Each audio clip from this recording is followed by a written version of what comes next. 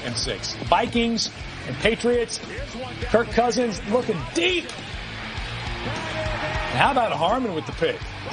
Malcolm Butler impression there in the end zone. What a play. We talk about all the time. Defensive backs get nervous when the ball's in the air, but not there. They played it clean and well, and tip passes turn into interceptions. And really, this one just kind of a desperation throw for Kirk Cousins. Picked off again with under 30 seconds left to go, and this one down by 2 touchdowns. Really out of this game, but that's how it ends up. 24-10 the final. And I was expecting more out of this game. I was expecting the Vikings. They were playing good as a football team. You know, coming together, and they just couldn't pull it out. I thought it'd be a little closer than it was. As a fan, I was rooting for a closer game as well. We did get some action that we want to show you in Kansas City and Oakland as the Raiders made a game out of this one, pulling to within 3 in the fourth quarter. But Patrick Mahomes and Garyon Conley finding the end zone. Mahomes in this offense, they're just too hard to stop.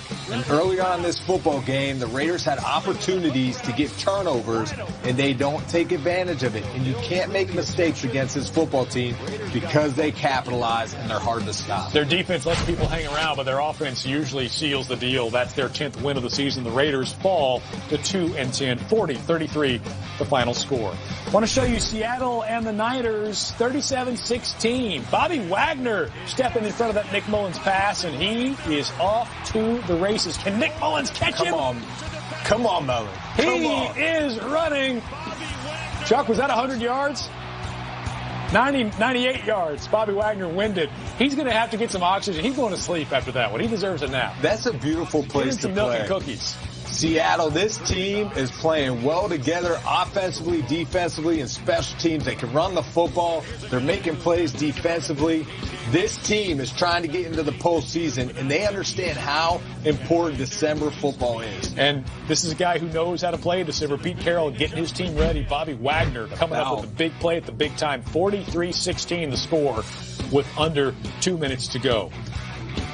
By the way, mentioned that Mike McCarthy firing earlier. I'm sure you'll hear about that on the Aftermath tomorrow. I want to watch that. Tonight, of course, you've got the game between the Chargers and the Steelers. Just have a couple of quick seconds here to get your thoughts on this game. What's the winning formula for either the Chargers or the Steelers? Well, this is going to be awesome. Both these future Hall of Fame quarterbacks have come in the same draft class, but the key tonight is going to be who's going to protect their quarterback. Can the Steelers get after Rivers? And can Big Ben at home? He's been lights out. I think Steelers. He's Bruce. I'm Mark. We're saying goodbye. Thanks, Will Blackman, as well. See you next week.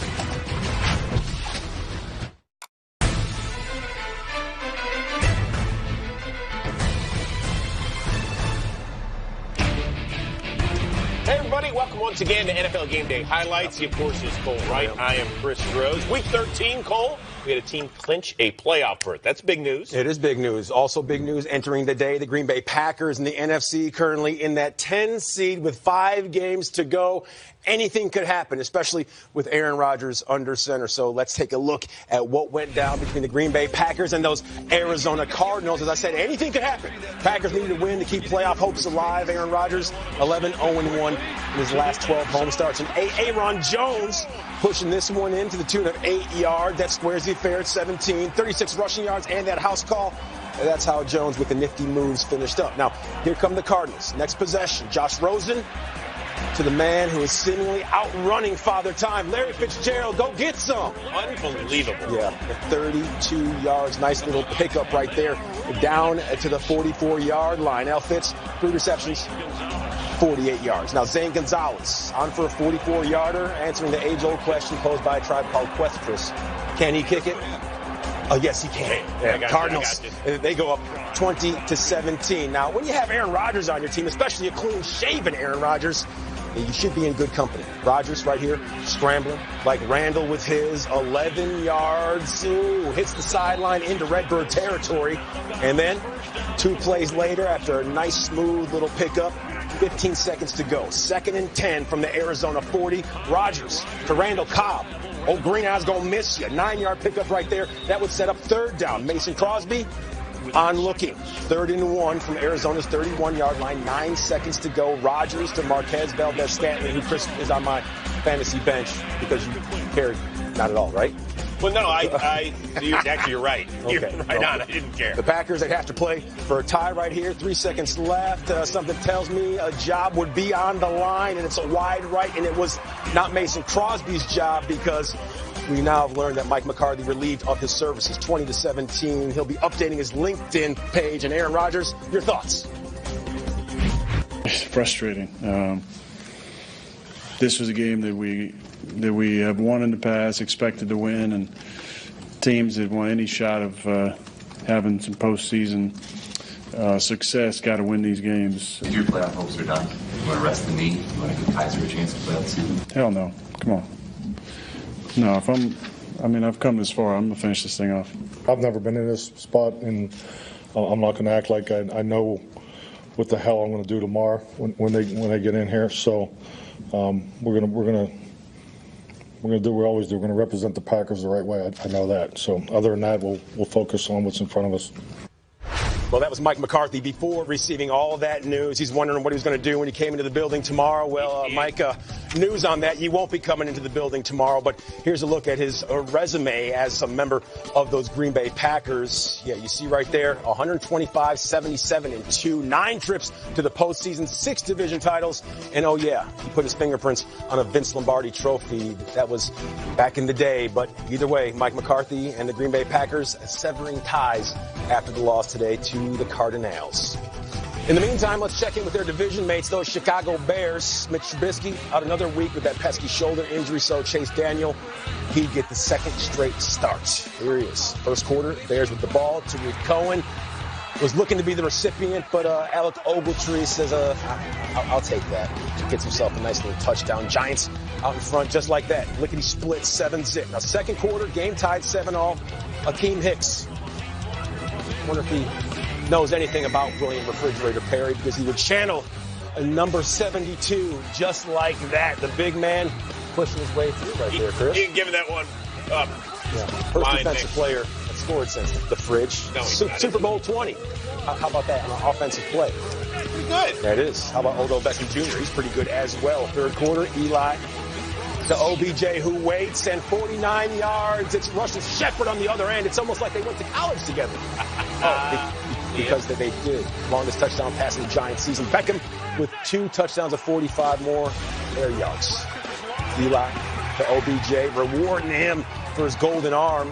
Beckham, 3 receptions, 35 yards, and that passing touchdown. Eli feeling pretty good, and OBJ rallying the troops. He's a passionate guy. Fourth quarter now. Speaking of passionate, Bears with the ball. Chase Daniel to Tariq Cohen. Don't they love going that right sideline, Chris? Unbelievable. That wheel route. Yeah, we've seen that run. plenty of times. Roughing the passer would be called, and the Bears, they would find themselves in field goal range. Cody Parkey. Yes, so the Bears within a score, 27-20. Chase Daniel looming, and that's the first time that's ever been on a shot sheet. How about the onside kick? Daniel Brown getting it done at the Bears 47. Let's look at this one more time. Odell Beckham Jr. We know he's not about that life, Chris. Yeah, but none of the guys in front of him blocked either. Well, he's not about that special teams life. He's about that top flight wide receiver like Pat Shurmur in disbelief. Bears with the rock. Tariq Cohen, that wheel route, a game. Saw it last week, not once, but twice. 23-yard pickup. The drive would continue. And then Anthony Miller. That looks good. Wow. I'll have some of that. What a call. Philly special. How about that? Cohen between not one, but 2, right between the crook of his hand to square the affair. Trubisky on the sideline. He loves it. Cohen, 30 rushing yards, 150 yards receiving. He was busy. Let's go to overtime. Free football. And the chef slicing and dicing. Saquon Barkley out of bounds at the Bears 46. 29-yard scamper. 125 yards on 24 rushes. Barkley, something tells me he's going to get the call because he balled. 6 plays later, Eli to S double. Sterling Shepard outstretched, but he couldn't bring it in, Chris. Take another look at that one right there. So close. Like Tony Montana playing basketball. Remember that? Between the Scarface, Eli Manning couldn't believe it. The 5-man. That's true. You'll never see a bad guy like this again. Next play, Aldrich Rosas from 44 yards out. His feet are strong. Giants with a 3-point advantage. Daniel and the Bears with 1 more shot. Looking for Taylor Gabriel down the field. Not gonna do. Giants, they hold on. They get the win, 30-27. Usual suspects. Step to the mic. It would have been easy to cave when they came back, an 8-3 team, came back and tied us up. They had a little bit of juice, a little bit of mojo, but our guys found a way to put points on the board and then stop them at the end. And so I'm fond of toughness and resiliency, and our team showed that today. As hard as it is right now for our players and for our coaches to lose the game, I'm always a glass half full type guy, so I'm going to look at that. I'm going to pull that from it. That's the very first thing I said to our guys in the locker room is be proud that we fought to the very end. As much went on with the interceptions and the fumbles, and I think it's the first time this year we lost a turnover battle. And at the end, we still had a shot to win. All that said, so I absolutely love this team. I love where we're at. This is life, man. How are you going to rebound back from it? And you're going to sulk, or you're going to pick it back up, go practice, go play, and learn. And that's what we're going to do. All right, last time we saw the